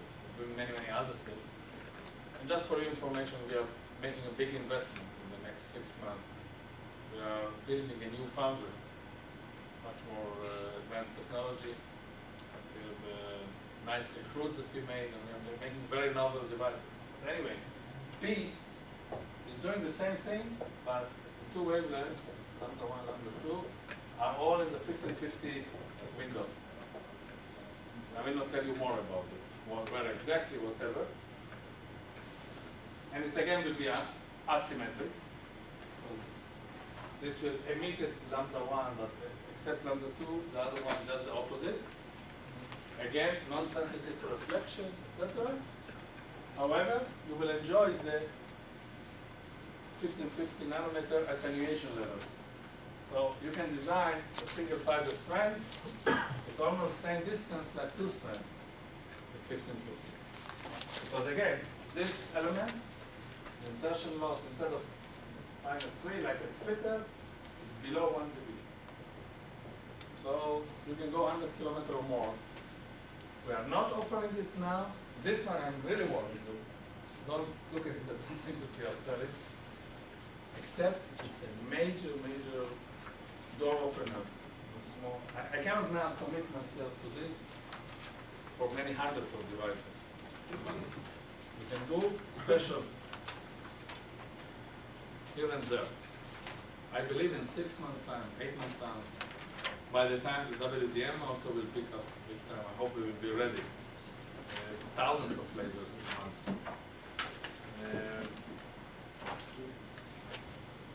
Again, in a very special situation, we still can operate. Another disadvantage of this B, that these elements of the 1550 window are more complicated than this. So the WDM itself costs more. We have on each side, we have maybe another $100 cost. So that's another consideration. I will review very quickly the 4-channel WDM. There is all these elements are kind of getting into the guts a little bit of the WDM. So except there we are combining more channels. Just want to emphasize whatever data sheet we made is really not covering the full potential of what can be done. And actually we have a few situations that the interest is actually not in gigabit. The way we wrote the data sheet is 4 gigabit uplink enabled, so to speak, on 2 fibers. Truth of the matter, we should call it aggregator. At least I'm talking about the standalone box now. What we can do, we take 4 channels, the principle of anything, and come out with a couple of fibers. So it's 8 fibers to 2. It can be, these strands could be 4 channels of OC12.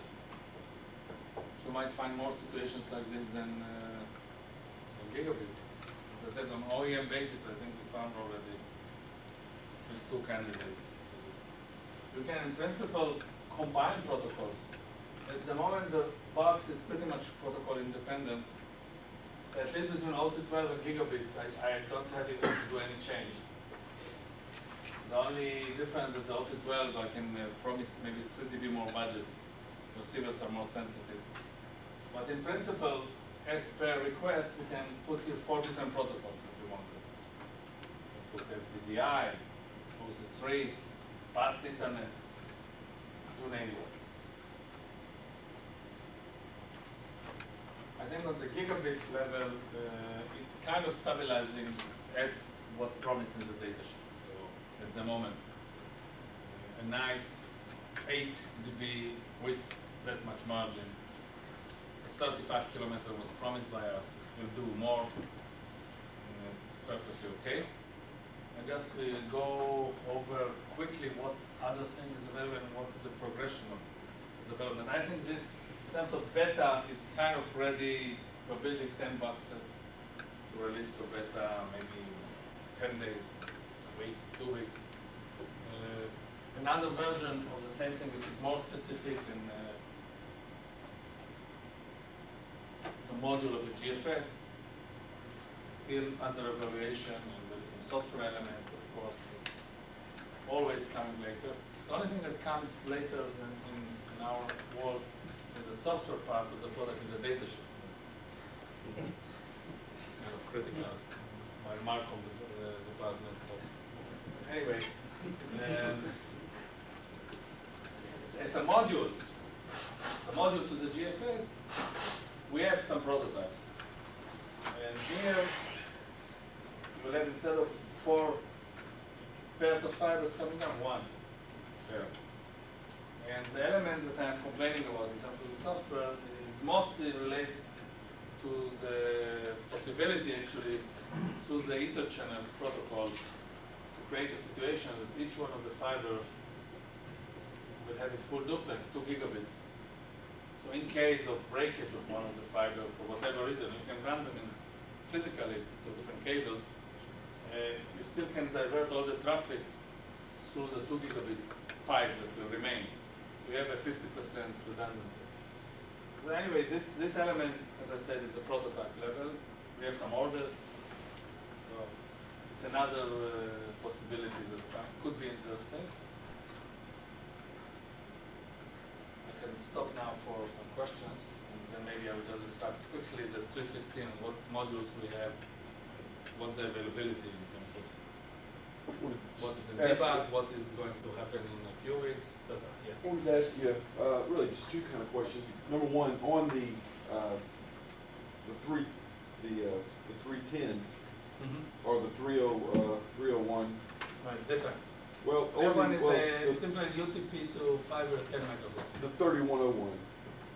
Yes, it's 100 megabit UTP to fiber. UTP. Is the technology that you talked about the second time, the new technology, is that cascadable? Is that how you achieve 4 channels?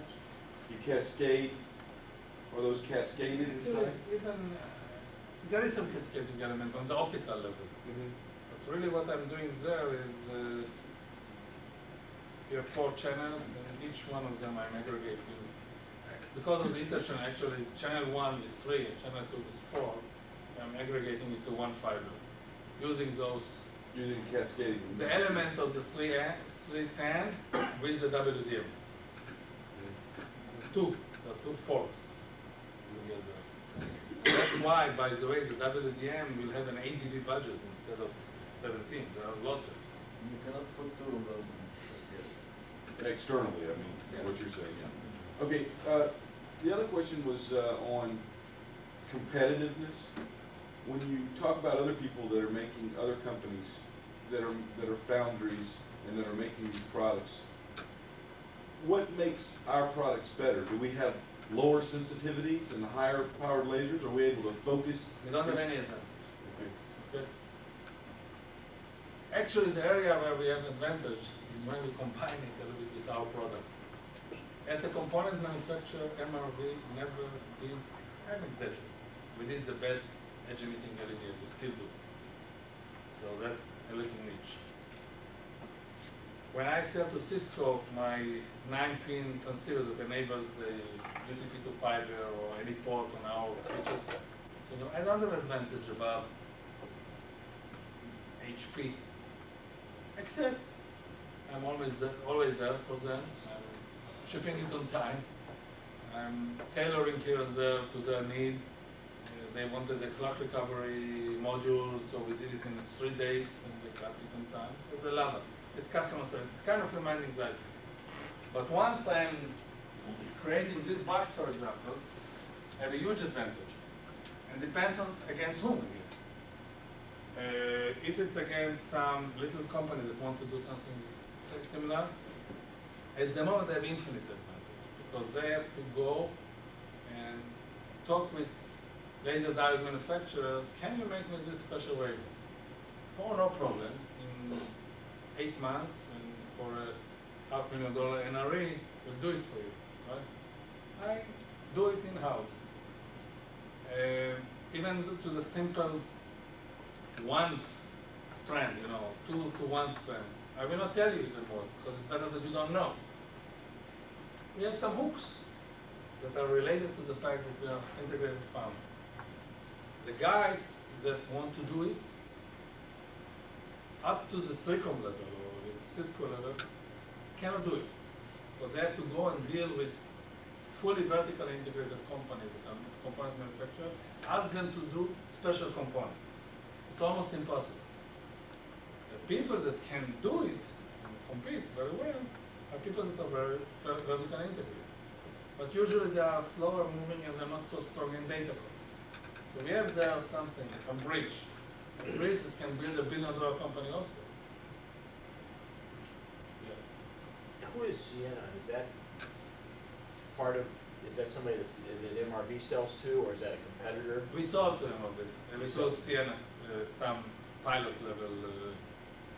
They need a special way and side gen and pilot on them. Okay, now we are kind of going beyond what available almost available. Because these are things that you can touch. All what I was talking about until the aggregator is actually shippable. The aggregator or the 4-channel WDM this quarter will be shippable. We have ideas beyond. We have development, or advanced development. In that arena, we're going to make sources that are more standard in terms of the source itself. We're going to build systems in that arena. But as a byproduct, and one of the reasons why we'll have an advantage again, we're going to build sources that are more standard, in this case OC 48 level, 2.4 gigabit module, at specific ITU grid wavelengths. By the way, we already ship some of those. They're not fully standard in terms of the package. So, but in terms of the wavelengths, we are selling now. It's a byproduct of our activity. And those lasers are 0.2 nanometer apart or something, very, very closely spaced. The beauty of that, so I describe, a scenario that have some competitive edge on some people in the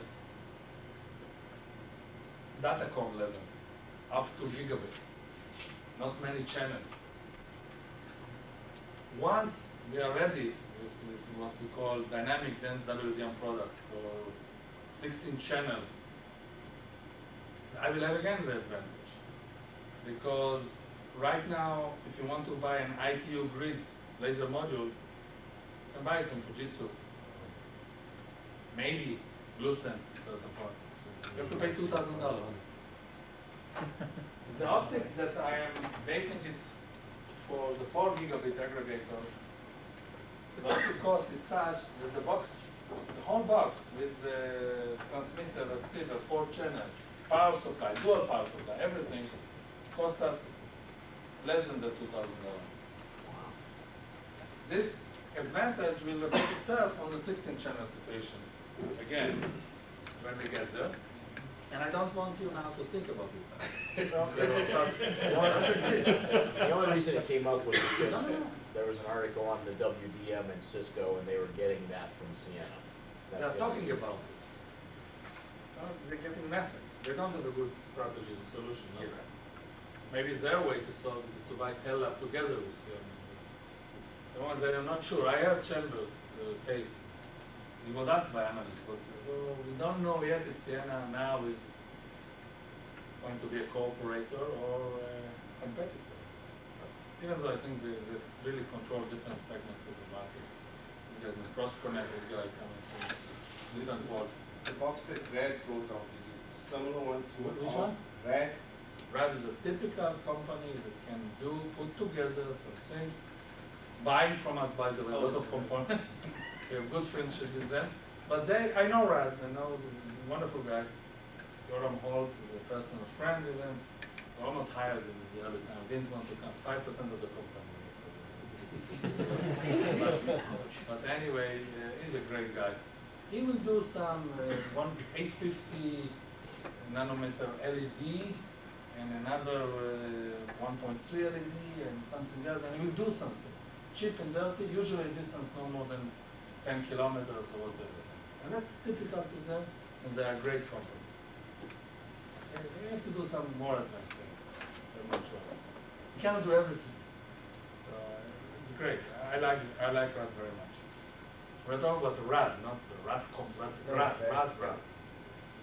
Excellent. I'm glad they're buying from us thousands of devices. And that means that we are not yet enough in the fiber business because we are selling hundreds of them each quarter. Hundreds. It's not thousands, it's not a huge product. It's a nice product. So the 316 concept is really to have a form factor for the electronic that will be kind of unified. And then you have all the standalone boxes for 10 megabit UTP to fiber, 100 megabit UTP to fiber, in 1000 megabit or gigabit, there's no UTP to fiber. We are not going to do the equivalent to MII to fiber. So here it will be an SX to LX converter, but still in the same form factor. And in the same form factor, some multi-mode to single mode converter. In the same form factor, a manager board. And as per request from customers, and Stan knows what I'm talking about, we take the bridge, the 2001 bridge, which is 2-port bridge, right? 2-port switch, I mean. We put on the same form factor. That was a little tricky because it's a switch, but we were able to squeeze it to the same size of a UTP to fiber. And again, might be a pie in the sky. I don't know if somebody got input from things. I'm not sure we are going to sell it so easily, but who knows? Because actually the initiation was from the Kazakhstan oil pipeline, 2,000 kilometers long. Somebody is dreaming that will sell their products. I don't mind as long as they don't pay us with vodka. You can prepay. Edmond will have to write. This receiver is 96 proof. Anyway,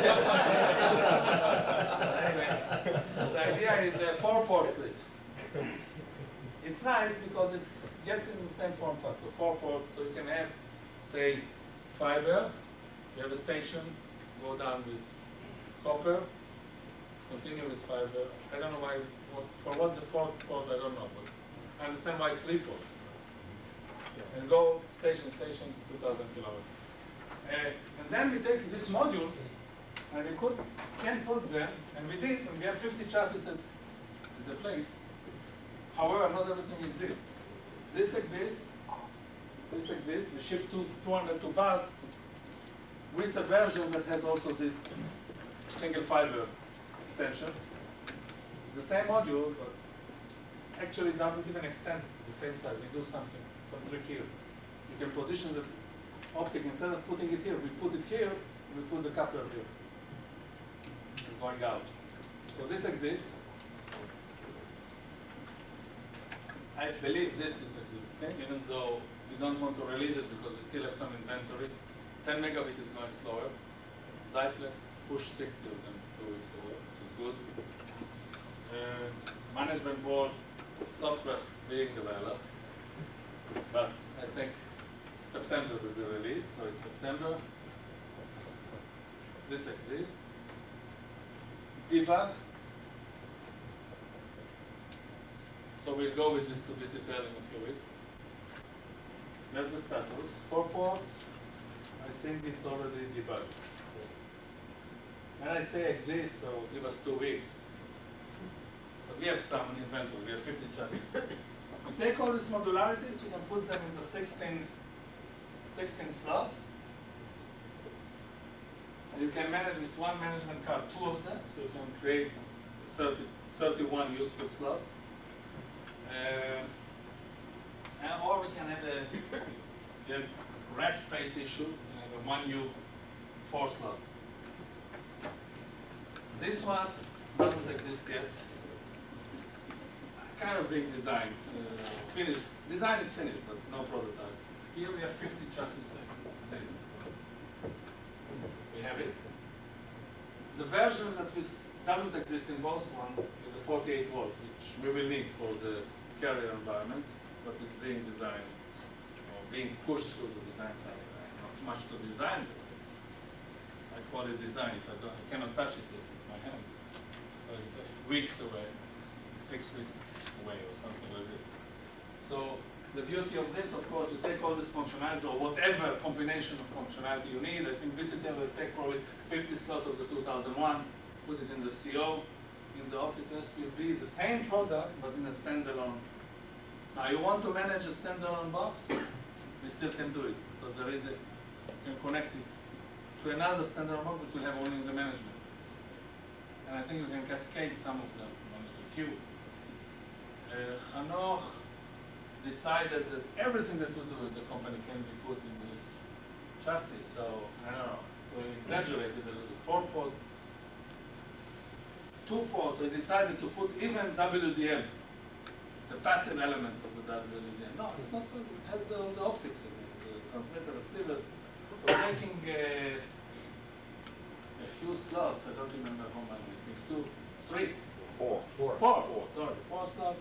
You guys know better than me. Maybe I don't know what I'm talking about. So you can push here the aggregator, the so-called aggregator also as part of this. Will it work? I have no idea. Some of it is really futuristic. I hope that with your help, going forward, we design product based on customer, request. I believe that the aggregator and some of the WDM models will make some noise and will make sales. I'm not sure that every crazy combination that we can do is necessarily sellable. For sure, the concept of being able to manage media converters of different types is a strong concept. And we are going to sell a lot.